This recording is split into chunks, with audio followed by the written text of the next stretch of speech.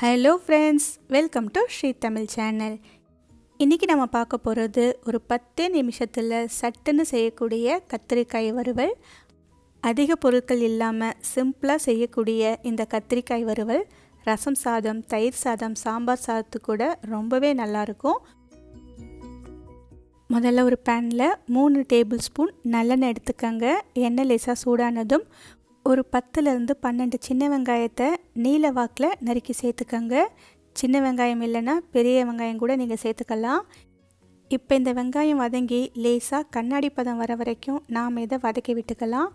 ரொம்ப நேரம் வதக்கணும்னு அவசியம் இல்லை. இந்தளவுக்கு வதங்கி வந்ததும் அடுத்து நாம் இதில் ஒரு 1/4 கிலோ கத்திரிக்காயை நீல வாக்கில் மெலிசாக நறுக்கி சேர்த்துக்கோங்க. ரொம்ப தடியாக இருந்தால் வேகிறது கஷ்டமாக இருக்கும், அதனால் கொஞ்சம் மெலிசாகவே நறுக்கி சேர்த்துக்கலாம். இப்போ கத்திரிக்காய் சேர்த்ததும் இந்த எண்ணெயிலேயே ஒரு 2 நிமிஷத்துக்கு இந்த கத்திரிக்காயை அடுப்பு நல்லா குறைச்சி வச்சுட்டு வதக்கி விட்டுட்டே இருங்க. இப்போ பார்த்தீங்கன்னா 2 நிமிஷம் வதக்கினதுக்கு அப்புறமா கத்திரிக்காய் லேசாக இந்த அளவுக்கு நிறம் மாறி இருக்குது.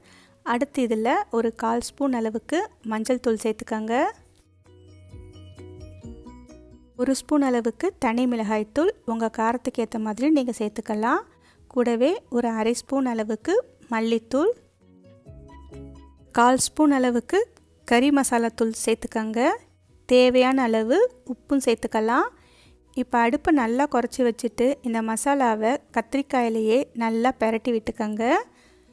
எல்லா பக்கமும் மசாலா படுற மாதிரி கலந்து விட்டுட்டே இருங்க. இப்போ பார்த்தீங்கன்னா ஓரளவுக்கு எல்லாமே கலந்து வந்துடுச்சு. அடுப்பை நல்லா குறைச்சி வச்சுட்டு இந்த கத்திரிக்காயை இந்த பக்கமும் அந்த பக்கமும் லேசாக கொஞ்சம் இடைவெளி விட்டு கலந்து விட்டுட்டே இருங்க. இந்த கத்திரிக்காயில் தண்ணி எதுவும் சேர்க்கக்கூடாது. கத்திரிக்காய் நல்லா வதங்கி தான் வெந்து வரணும்.